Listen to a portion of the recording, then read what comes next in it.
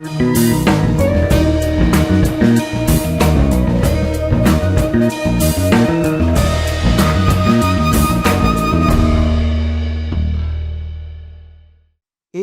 é o programa Alô Justiça.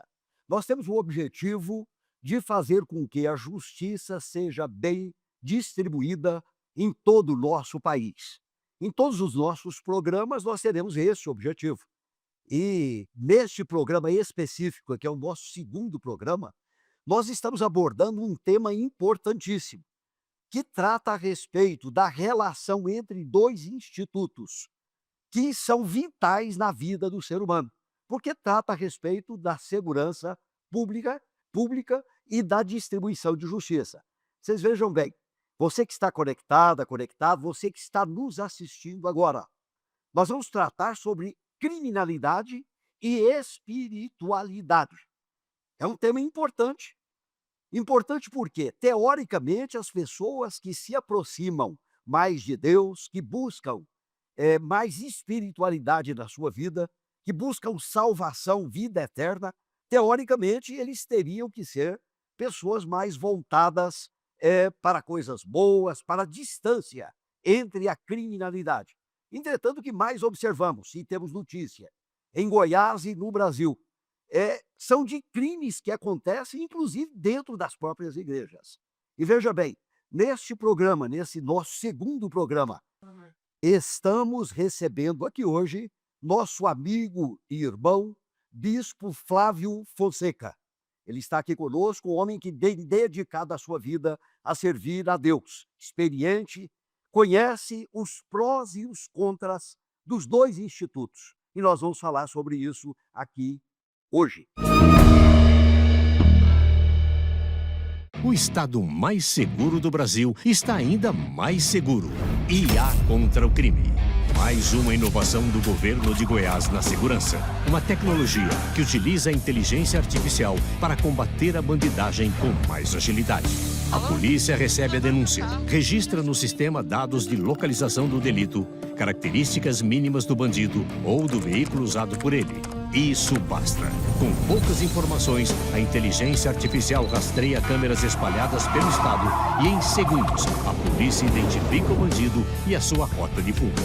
Com poucos meses de funcionamento, Goiás aumentou em 55% a captura de bandidos. Se em Goiás a vida de bandido não era fácil, agora complicou mais ainda. IA contra o crime. É inovação, levando mais segurança para você. Governo de Goiás, o estado que dá certo e é o mais seguro do Brasil.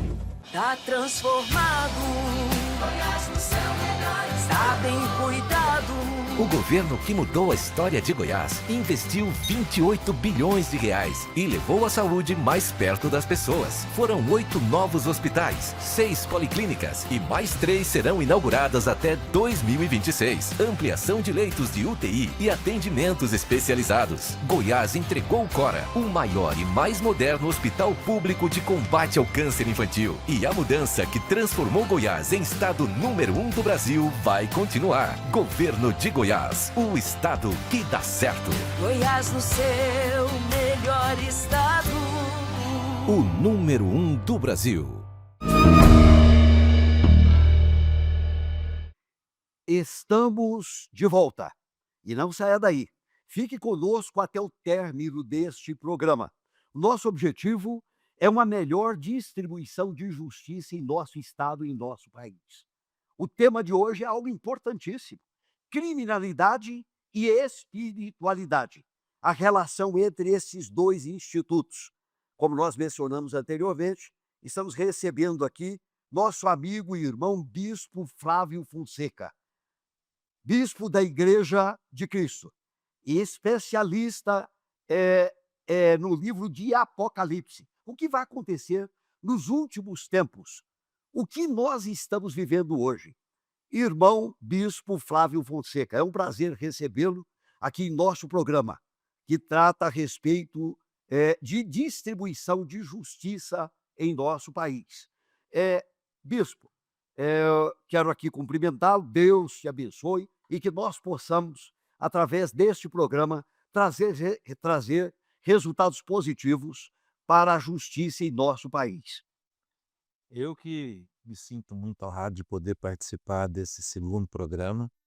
Quero dar um abraço a todos aqueles que nos assistem, que estão ligados aí pelo YouTube, pelo Instagram, e espero que nós possamos tratar desses assuntos e trazer luz à questão da violência nos nossos dias. Bispo, nós vamos iniciar este programa, ou dar continuidade, com uma primeira pergunta. Primeira pergunta é a seguinte: em que a proximidade com Deus, busca de espiritualidade, pode influenciar para que o ser humano venha se afastar da violência que hoje toma conta dos nossos dias?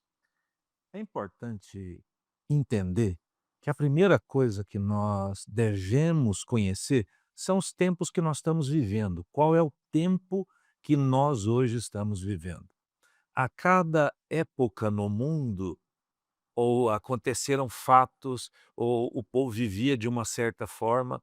Por exemplo, há 30 anos atrás, as crianças, os filhos eram obedientes. Eles pediam bênção. E se um pai olhasse para o filho de uma forma mais ríspida, o menino sabia o que ia acontecer depois. Mas os pais eram, de fato, respeitados. Hoje, não mais. O que mudou daquele tempo para esse? Então, quando nós conhecemos esses tempos, nós podemos entender de onde vem a violência. É importante olhar para a Bíblia, e o primeiro livro da Bíblia, todo mundo, como o senhor, as pessoas entendem que eu sou especialista no livro de Apocalipse, mas o livro que eu mais amo é estudar, ler e falar sobre ele, ministrar sobre ele é Gênesis, porque para mim é um livro completo, que mostra desde o princípio até o fim das coisas. E muitas dessas questões ou questionamentos estão ali. No livro de Gênesis, nós vamos ver que a violência começa nos primeiros atos, no primeiro altar da história da humanidade. Dois homens vão diante de Deus, e aí a gente está falando de violência e espiritualidade. Dois homens vão à presença de Deus e os dois homens fazem a mesma coisa, eles fazem uma oferta a Deus. Quem foi que pediu essa oferta? Quem foi que exigiu isso deles, né? Então eles foram lá e um deles agradou a Deus, o outro não. E ali começa a violência, exatamente por causa da espiritualidade. Um sentiu inveja do outro. Ele disse: olha, Deus não gostou da minha. Deus podia ter gostado da minha oferta. Porém, ao invés de Caim pensar, eu devo melhorar o jeito de ser, ele prefere matar o irmão do que melhorar a sua maneira de viver, a sua maneira de estar perto de Deus, de melhorar a sua espiritualidade. E a violência vai crescendo. E se você tem uma frase na Bíblia que Pedro pergunta para Jesus, até quantas vezes eu devo perdoar o meu irmão? E aí fala de muitas coisas, de ofensa, de violência. E Jesus diz para ele, não só 7 vezes, mas 70 vezes 7. Por quê? Isso está explicado lá no livro de Gênesis, porque quando um dos descendentes ali de Adão e Eva, alguém pisa no seu pé, ele diz, eu matei esse homem só porque ele pisou no meu pé. Ora, às vezes uma coisa sem querer, você fala, me perdoe, pisei no seu pé. Isso acontece sempre quando você está talvez numa festa, ou você está em algum aglomerado de pessoas, até nas igrejas. Já imaginou se todo mundo que pisasse no pé o outro matasse? E aí ele fala, eu matei porque pisou no pé. E quem me fizer alguma coisa, ele vai sofrer 70 vezes 7 o que sofreu Caim. É uma é uma coisa de crescente dessa violência, junto com a espiritualidade. E eu gostei muito do tema para qual fui convidado, porque nós podemos falar muito a respeito disso. Mas eu acho que eu falei demais já. Não, foi bem explicado e nós temos uma outra pergunta. Eu tenho, e eu tenho certeza que, a pessoa que está assistindo esse programa também tem. Essa violência que, pelo que o senhor explicou e pelo que eu entendi, ela faz parte do ser humano. O ser humano tem essa violência dentro dele mesmo. Tanto se for diferente, o senhor nos explica, né? Tanto é que, de forma espontânea, fizeram as suas ofertas. Ele poderia ter optado por fazer uma oferta melhor que viesse a agradar a Deus. Ele, no seu livre-arbítrio, tomou a decisão de matar o irmão. Ou seja, a violência faz parte, do próprio ser humano. Eu creio que não. Eu creio que nós temos sentimentos. Para mim, o homem é corpo, alma e espírito. A nossa alma tem sentimentos, tem a razão, e nós temos essa coisa de algumas, né, por exemplo, a raiva, a ira, a alegria, por exemplo, quando o Flamengo faz um gol na final do campeonato em cima do Vasco, né, o vascaíno fica triste, já o flamenguista pula de alegria. Então essas emoções, por isso eu digo que nós temos emoções, sentimentos e uma razão. As emoções foram criadas por Deus em nós. Por isso Deus entende tudo isso e diz assim: "Olha, você pode ficar irado, você só não pode pecar". Então a Bíblia diz: "Ireis, mas não pequeis". Então a violência não está dentro do homem, mas a ira, sim, é uma emoção que todos nós sentimos e tem razões, de Deus para isso, para Deus ter colocado isso, em nós, essas emoções, né, porque essa é a condição da nossa alma, uma vida que tenha emoções. Nós temos tristeza, nós temos um sentimento de preservação da vida, por exemplo, você chega perto de um precipício, você tem um pouco de medo, aquele é o medo da preservação da vida. Agora eu posso até ficar irado, Deus aceita a minha ira, mas não aceita que eu peque.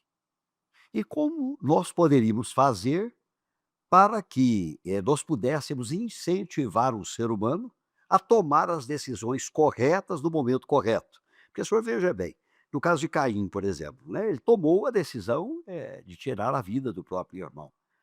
Em que poderíamos nós, ou o Estado poderia agir de uma forma que viesse fazer com que cada ser humano tomasse as decisões corretas, ou seja, se afastar da criminalidade, da violência e tomar a decisão que trouxesse resultados positivos para a sociedade. Hoje, se a gente falar de violência, nos dias atuais, eu estou começando a Lá no discussão princípio. lá no princípio, né, Entendi.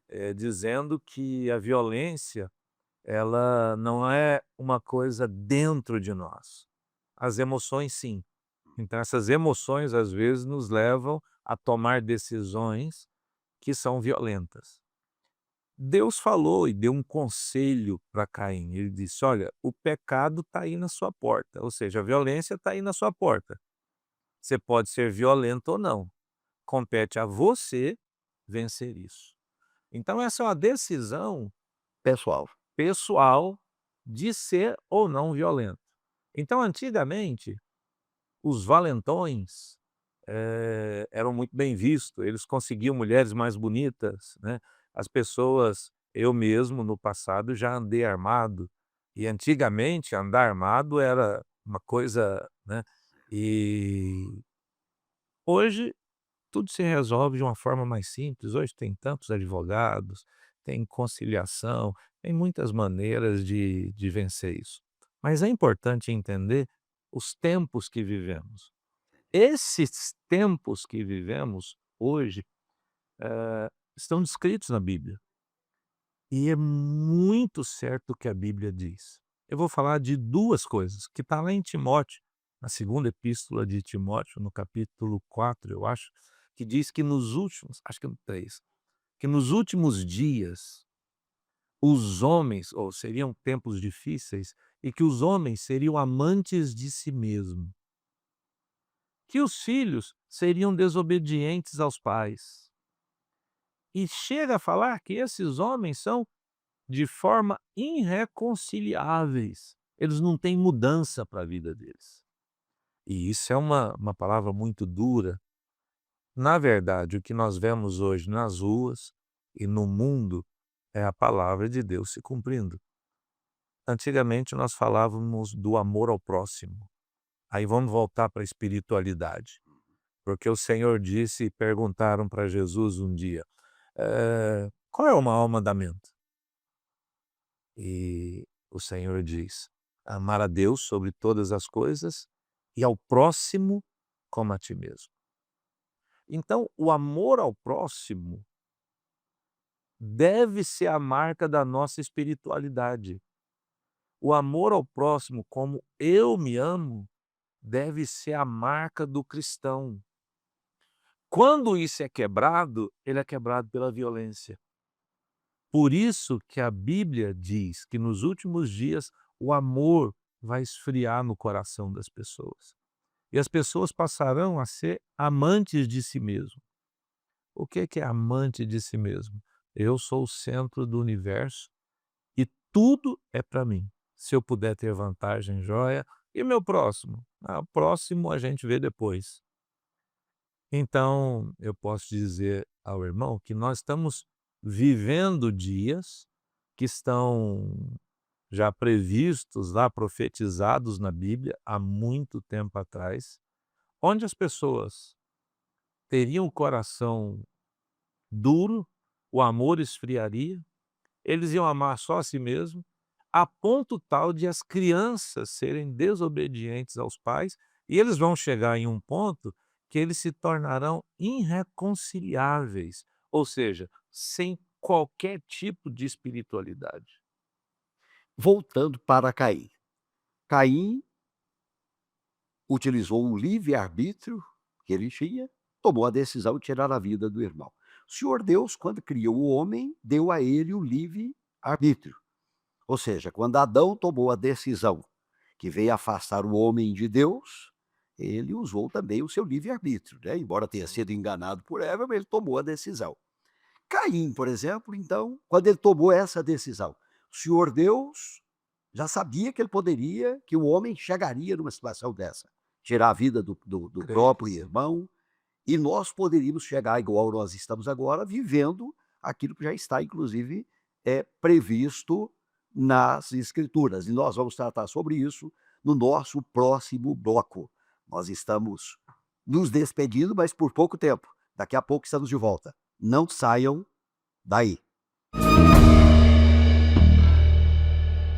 Tá transformado. Goiás no céu melhor está bem cuidado. O governo que mudou a história de Goiás transformou o estado no mais seguro do Brasil. Desde 2019, Goiás vive quedas recordes na criminalidade. 95% a menos nos roubos de veículos. Latrocínios, queda de 86%. 62% menos crimes contra a vida. Roubos a comércio e a pessoas, menos 92%. E queda de 84% nos roubos a residências e propriedades rurais. Investimento em reformas e novas instalações de unidades de segurança. 37 novas unidades entregues. Com inteligência, integração e ação forte, os bandidos ou mudaram de estado ou mudaram de profissão. E a mudança que transformou o estado no mais seguro do Brasil vai continuar. Governo de Goiás, o estado que dá certo e é o mais seguro do Brasil. Goiás no seu melhor estado.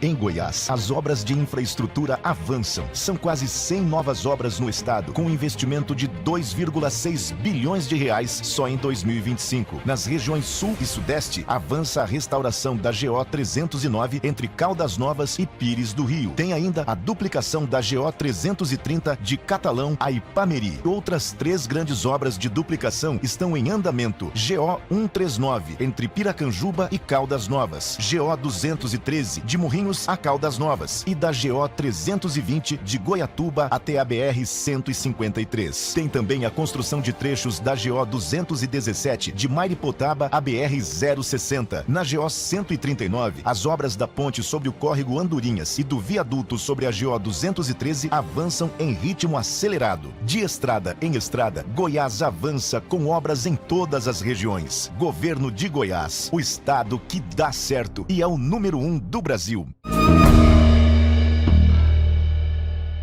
Estamos retornando. Este é o programa Alô Justiça. Esteja sempre conosco. Uma vez por semana nós estaremos aqui com convidados ilustres, homens que têm se destacado em suas áreas de atuação. E neste programa estamos tratando de algo importantíssimo, a relação entre dois institutos que fazem parte e que estruturam a relação entre os seres humanos. Nós estamos tratando a respeito de criminalidade e espiritualidade. Nós temos notícia em todos os lugares, escândalos nas igrejas, as pessoas que por muitas vezes se afastam de Deus ou estão nas igrejas fingindo espiritualidade e continuam a praticar seus crimes. Nós estamos recebendo aqui o bispo Flávio Fonseca, é o servo de Deus respeitado em todo o país.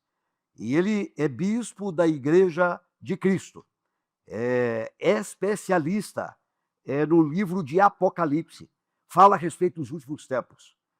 E aparentemente estamos vivendo os últimos tempos, pelas características.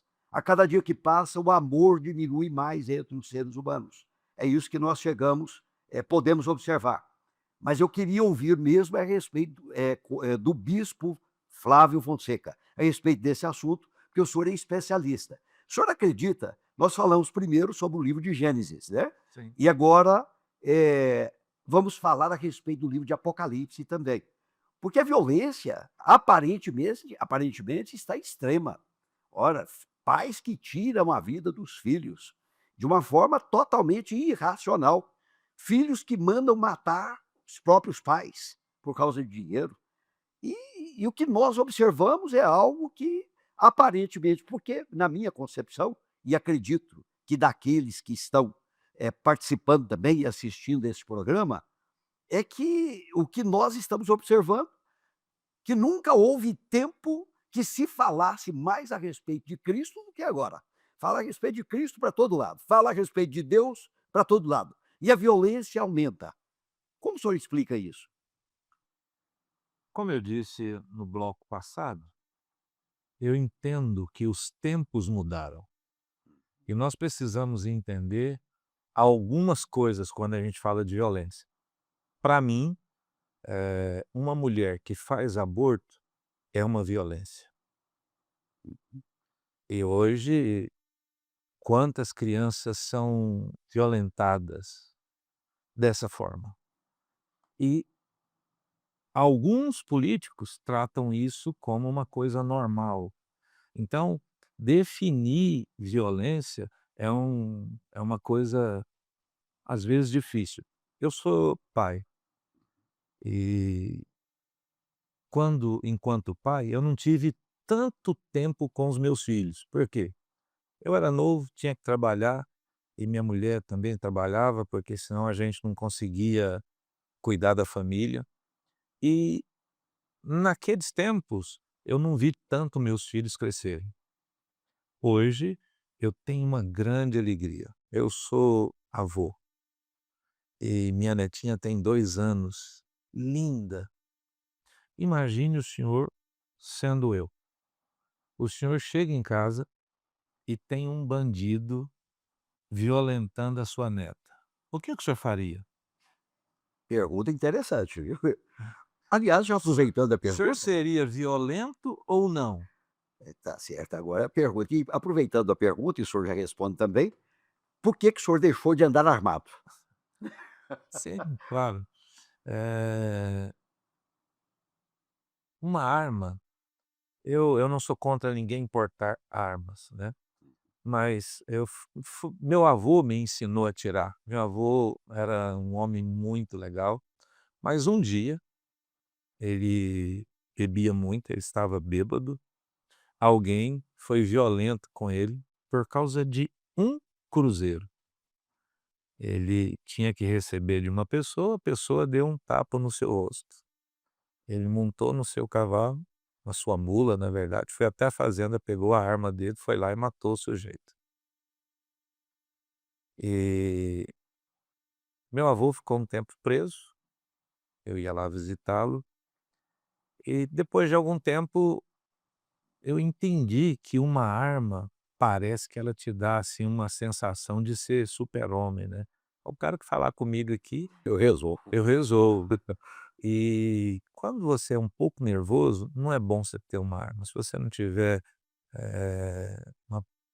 uma mente forte, uma coisa tranquila, uma alma sarada, por que que eu vou carregar uma arma? Essa semana, um dos meus irmãos falou: "Pastor, eu vou renovar meu porte de arma". Eu falei: "Mas por que que você estava desarmado?".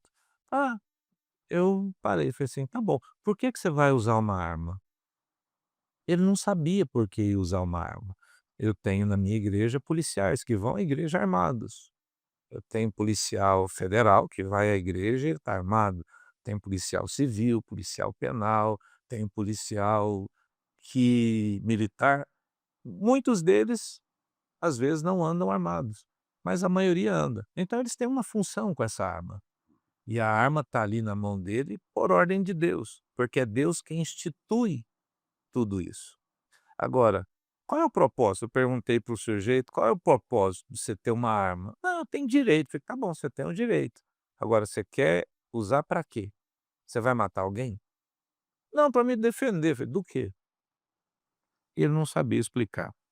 Então, eu creio que eu não tenho nenhuma necessidade de usar arma.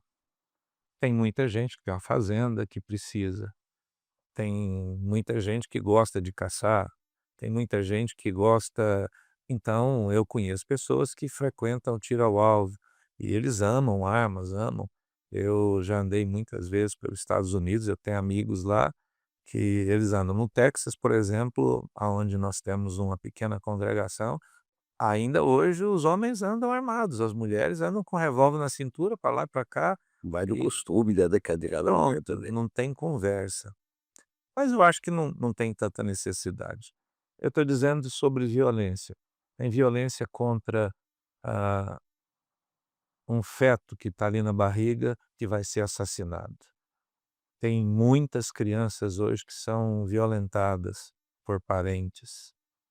E, nesse aspecto, se eu sou um avô e encontro uma coisa dessa, e aí qual é a reação? Então, por isso, eh é bom a gente separar algumas coisas, e é difícil de separar isso, porque o senhor já assistiu filme, por exemplo, de cowboy. Antigamente era a gente ia para o cinema, né, e assistia filmes, e a gente torcia por quê? Torcia para que o mocinho matasse o bandido, mas não era a mesma coisa que o bandido fazia, matar os outros? É, Não é violência a mesma coisa? Mas eu torcia para o mocinho. Nesses filmes de ação, Rambo, eu sempre gostei desse negócio, né, o Rambo pega lá uma metralhadora, sai matando todo mundo e eu tô torcendo por ele, para que ele assassine aquele monte de gente e que nenhuma bala mate ele. Então isso é violência dos 2 lados. E por isso hoje a violência cresce. As crianças hoje são doutrinadas pelos joguinhos, pelos celulares, né, você vai ver lá os games, todos os games, se não for joguinho do tigrinho, para o pessoal perder, são jogos de lutas, são jogos eu vejo alguns irmãos da igreja, os filhos têm uma noitada, não sei como é que é, e eles, brincam com armas virtuais, é um time contra um outro time de adolescentes que não cada um está em um lugar.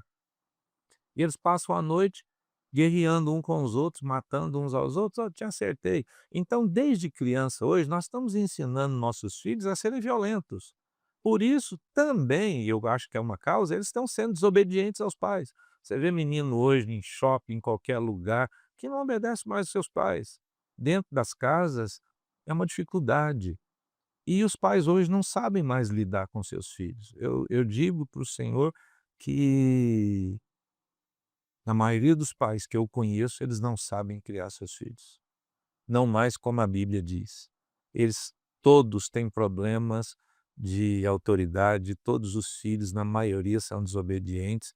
E, para mim, a violência nasce aí, quando você não sabe cuidar bem de uma criança e não ensina para ela alguns princípios de vida, como o amor ao próximo. Se um filho não vê o pai fazendo isso, ele não vai fazer. Mas ele vê no joguinho um cara matando o outro. Já aprende no caminho da violência. Um pouquinho fora desse assunto, mas se você olhar para uma instituição que é odiada hoje no mundo, que é o povo judeu, eles têm princípios para tudo. Quando a criança tem 5 anos de idade, o pai e a mãe, dentro de casa, dão para eles um serviço. Qual é o serviço? Você vai tirar o lixo para fora, você vai, lavar, sei lá, uma vasilha, você vai arrumar a sua cama. Então, a ele é dado um serviço e 3 envelopes. Ele recebe $5 por semana. A maioria dos pais fazem isso, $5. $1 ele põe num envelope. Esse dólar é o dólar, vou falar eles tratam isso de diferente, né, é o dólar da caridade, é o dólar para ajudar o necessitado. $2 ele pode gastar com o que ele quiser, e $2 é para investir. Então ele ensina para o filho sobre dinheiro desde pequeno, com 5 anos de idade. Qual pai faz isso aqui no Brasil? Eu.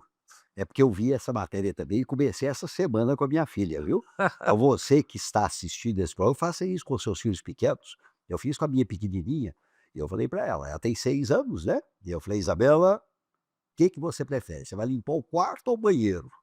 Ela escolheu, disse que vai limpar o banheiro. E eu vou pagar para ela por semana e ensinei para ela gastar dessa forma. E Então, guardar um pouquinho para investir, né. é um dos ensinos, mas nesse ensino tem lá, você tem que tirar parte do que você ganha para ajudar alguém, isso é amor ao próximo. Isso. Então, o que eu estou ensinando para o meu filho? Todas as escolas, se você pegar, pode ser a melhor ou a pior que seja, a escola mais cara, eles vão dar para o seu filho um ensino normal. Todo mundo vai entrar numa esteira, é como se a gente estivesse fazendo um produto numa fábrica, que lá na frente vai sair um cara. Mas aquela pessoa que sai lá, dificilmente sabe lidar com a vida. Dificilmente ele sabe lidar com o dia a dia, com as pressões.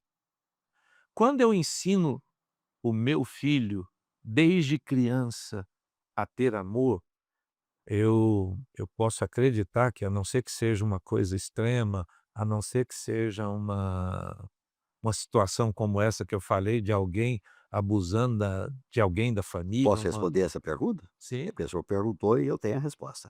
Tem vírgula. Nas aulas de direito, houve uma aula que a professora nos perguntou nesse sentido também. Na realidade, a nossa reação do momento desse ninguém sabe a reação que você vai ter não. E a tendência natural é ser violenta. E claro. se você tiver uma arma, qualquer um de nós, é porque na hora você perde o controle. Vendo uma criança, seu neto ou sua filha pequenininho, sendo abusada ali, a tendência natural é a violência.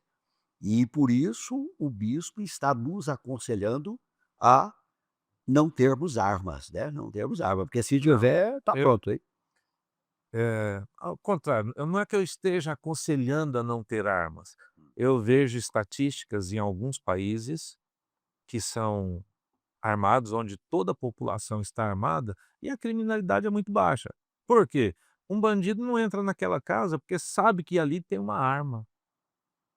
Então, esse índice de criminalidade e violência é muito baixo. Hoje tem alguns loucos que saem atirando em escola, que fazem chacinas, E ainda existe a violência das drogas, né, nesses países. Mas o índice de violência que a gente vê, da população sendo assaltada, violentada, é muito baixo. Eu vejo algumas nações assim. Eu ando por muitas nações por aí, e eu já vi nações onde a polícia anda desarmada.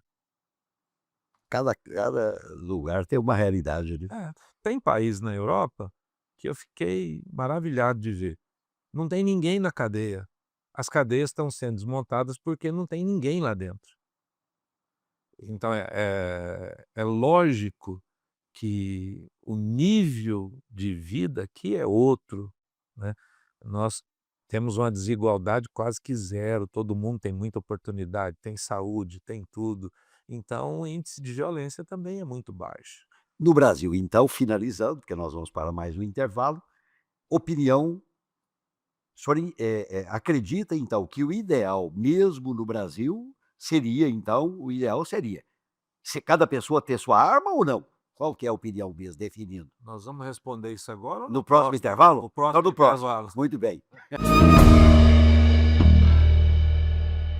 O novo terminal Praça da Bíblia está pronto. Já são 5 terminais reconstruídos, modernos, seguros e do tamanho que a população merece. O governo de Goiás investe quase 2 bilhões na maior transformação já vista no transporte coletivo da região metropolitana. 800 novos ônibus entregues. E até 2026, toda a frota será renovada. Mais de 7.000 novos pontos. E estamos construindo um novo eixo a Anhanguera. Implantação do bilhete único e da meia passagem para até 5 quilômetros. E tudo isso sem aumentar o preço da passagem. R$ 4,30 há quase 7 anos. Goiás constrói um novo transporte público, moderno, justo, para todos. Governo de Goiás, o estado que dá certo. Tá transformado.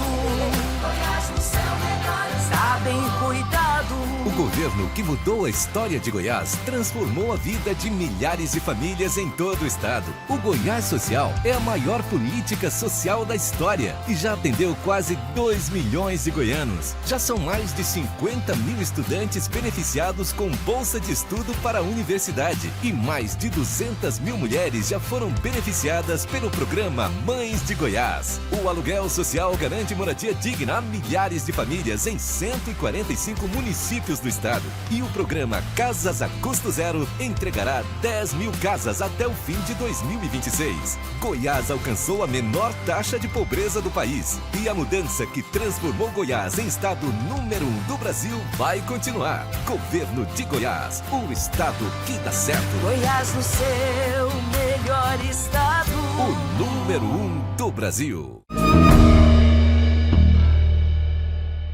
Estamos retornando e não saia daí.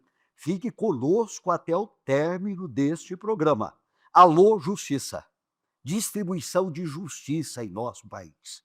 Passa por esse assunto, é um assunto importantíssimo. Criminalidade e espiritualidade. E a pergunta que eu fiz para o bispo, nosso amigo e irmão Flávio Fonseca, bispo da Igreja de Cristo. Ele é a favor, aqui no Brasil, porque ele mencionou que em outros países, tem país que nem os próprios policiais usam armas. Outros países onde todos usam armas. E aqui no Brasil, qual é a opinião dele sobre esse assunto? Para mim, hoje, eu entendo que a corrupção no nosso país é muito grande. E existem policiais maravilhosos, existem policiais corruptos, né? A gente vê isso na televisão todos os dias. Mas a corrupção chegou a um nível tal, nós estamos falando aqui de justiça. Quando você tem certeza da impunidade,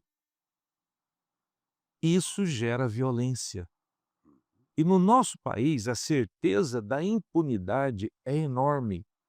A nossa justiça, que deveria ser, aqueles que cuidam da nossa justiça, que deveria ser talvez o limite de tudo isso, é onde nós vemos hoje na nossa nação, desde o mais alto posto, da mais alta corte, sentenças sendo vendidas, ministros se corrompendo com doses de uísque caríssimos, né.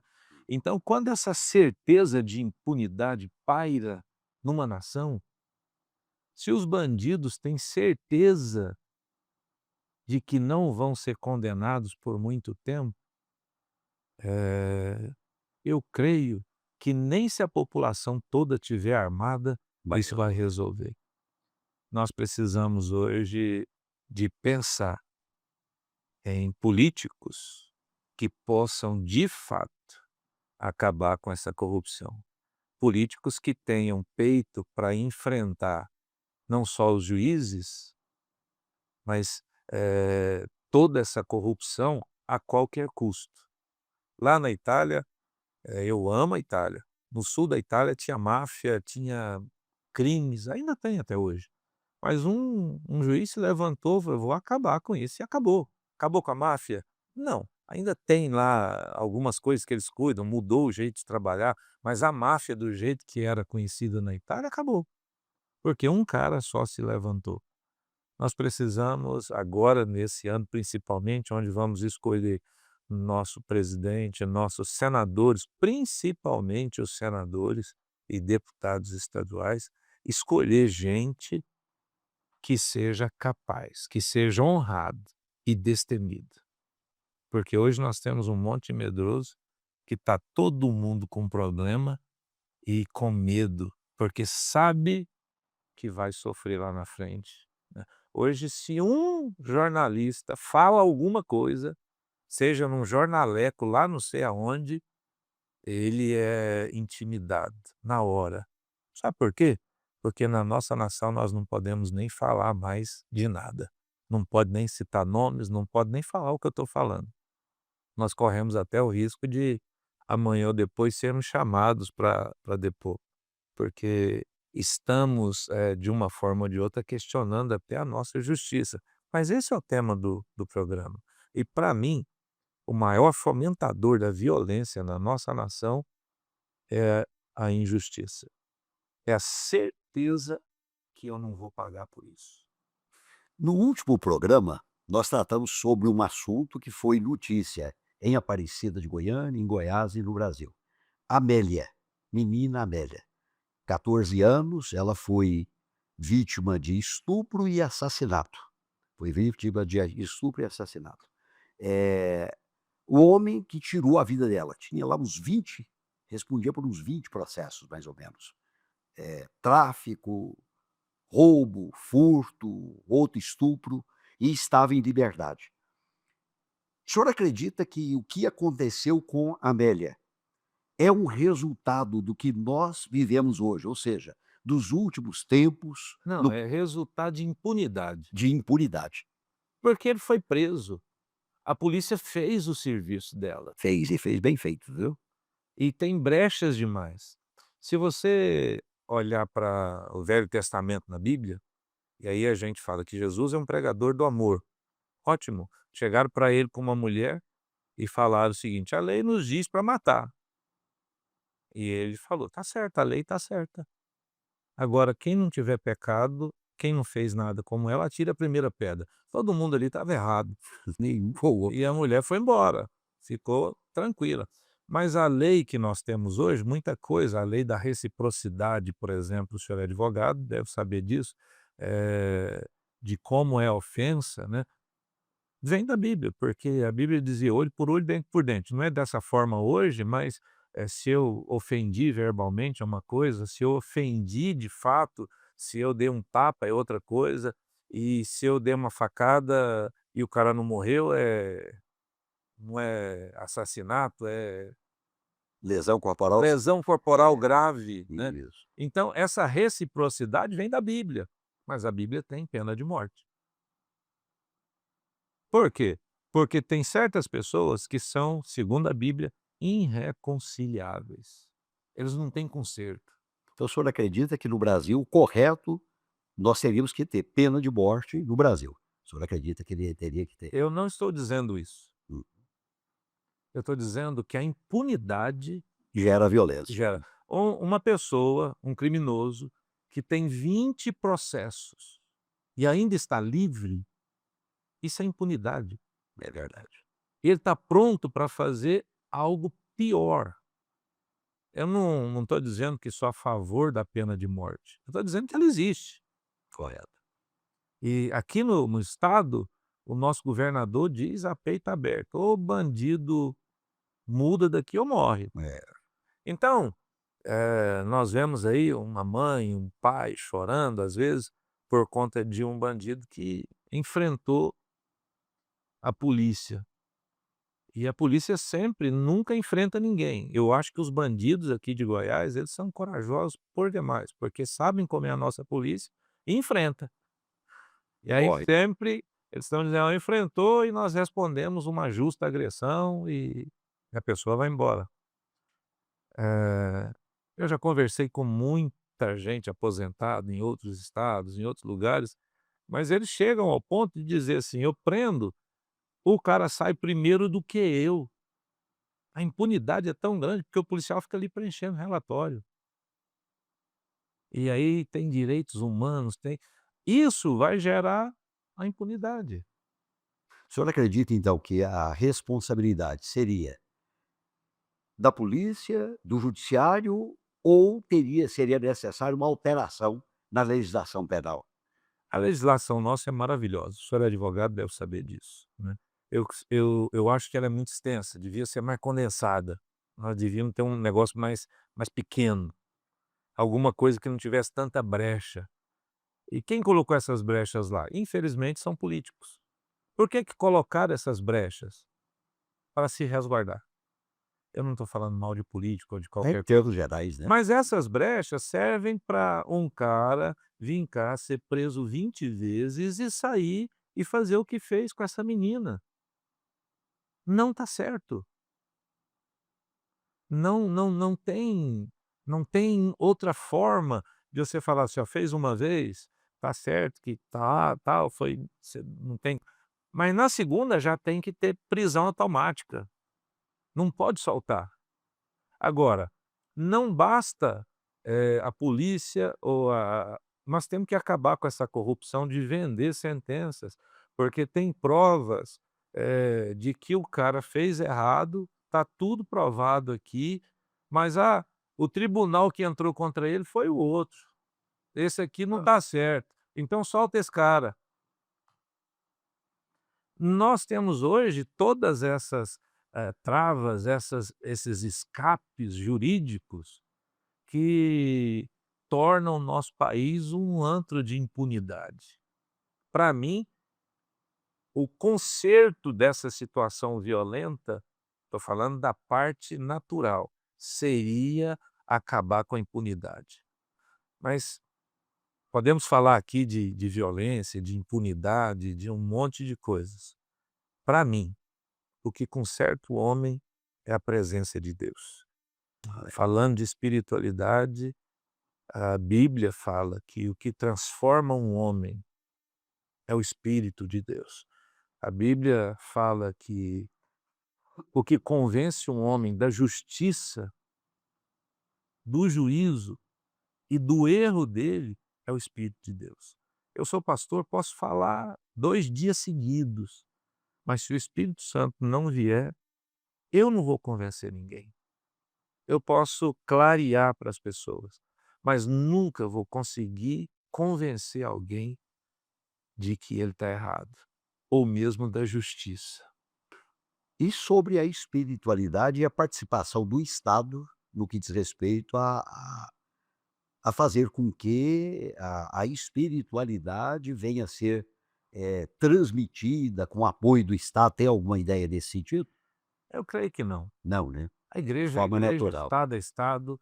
Nós, às vezes, como igreja, entramos muito na atuação do Estado, e o Estado sempre quer comandar ou controlar as igrejas, porque, de certa forma, a igreja cuida da família, são princípios básicos. Eu sei que o senhor é um defensor da família, e eu me alegro com isso, né. Então nós estamos, se a gente for pensar, do lado direito da coisa. A maioria das igrejas prezam e lutam contra o aborto, liberação de drogas, nós prezamos pela família, nós prezamos pelo casamento. Para nós, a família deve ser construída. Do lado de cá estão dizendo que a família tem que ser desconstruída. Então, sempre vão ver a família como uma ala da direita. Nós não somos direita ou esquerda. Eu penso assim, nós defendemos Porque é direito. o que é para nós certo, segundo a nossa religiosidade. Mas quem não entende isso, quem luta contra isso, tenta controlar a igreja. Mas o Estado precisa ser laico.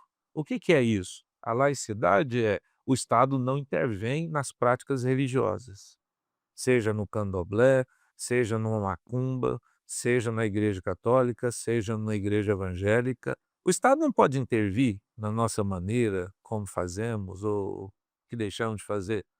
Lá no candomblé, lá na macumba, eles cortam corpo de animais, fazem sacrifícios. Se você olhar uma matéria que saiu, eu esqueci um dia depois do carnaval, minto, um dia depois daquele treino do carnaval que eles fazem lá para começar um dia que eles fazem, tipo, vamos consagrar aqui essa avenida, passou um caminhão de lixo com 2 garis pegando dezenas de corpos de animais, bode, carneiro, um monte, não era uma coisa de 1, 2, aquele tanto decapitado, aquele sangue, vela, e champanhe, garrafa de bebidas, mas era uma coisa assim, sem lógica. Eu fiquei olhando para aquilo e a matéria era que tinha muito lixo, mas eles estavam filmando restos de práticas de macumba, né. O Estado não pode intervir nisso. Já concluindo, estamos já Terminando. nas considerações finais, e o senhor como é especialista no Apocalipse. Para nós, as pessoas que estão inclusive nos assistindo agora, todos nós temos assim, uns já avaliam que estamos nos últimos tempos, pelos sinais que estão acontecendo. Sim. De acordo com o conhecimento do senhor, que é o especialista no assunto, qual a época que nós estamos vivendo no Apocalipse? E se já chegamos nessa época também? Quem estuda Apocalipse tem diversas frentes para isso. E eu gosto de entender, eu não sei quanto tempo ainda nós temos, mas, nós estamos acabando já no programa. Eu acredito que nós estamos vivendo os dias finais. Essa guerra aí de Israel e Irã vai terminar com um acordo de paz que vai permitir a construção do templo. Se isso acontecer, um acordo de paz agora, vocês fiquem sabendo que o anticristo está chegando. E que aquilo que está na Bíblia vai acontecer. Queria só deixar aqui o meu abraço a todos aqueles que nos assistem. Aqui é muito legal participar com o senhor. Infelizmente o tempo corre, Passou rápido. passa rápido, né? E eu quero dizer a você que às vezes sofreu violência, ou a você que tem um coração aí, tem alguma injustiça e sofre com isso, eu quero dizer que Jesus tem cura para isso, que Deus tem um bálsamo que pode passar pelo seu coração e assim como passou no meu, mudar e transformar a sua vida, porque só Deus pode fazer isso. Que Deus te abençoe, porque Jesus te ama e nunca desiste de você. Obrigado, doutor Exísio, pela oportunidade e estarei sempre à disposição quando o senhor precisar. Fiquei muito feliz, nós ficamos felizes em recebê-lo aqui, homem que serve a Deus, trabalha na obra de Deus, Bispo Flávio Fonseca, da Igreja de Cristo. É um homem que realmente tem prestado um serviço, que traz resultados positivos para a sociedade e de forma, às vezes, até direta na distribuição de justiça para o nosso país. Porque quando ele transmite a palavra de Deus, a espiritualidade, proximidade com Deus, bondade, misericórdia, ele está contribuindo de uma forma efetiva para a distribuição de justiça. Quero aqui me despedir do senhor, agradecer por sua participação, que Deus continue te dando a força e a sabedoria necessária. Amém. O senhor Obrigado. continuar trabalhando. E a você que está participando, que assistiu, que está assistindo esse programa, esteja conosco na próxima semana. Que Deus te abençoe muito. Vamos continuar trabalhando para que haja efetividade na distribuição de justiça em nosso país.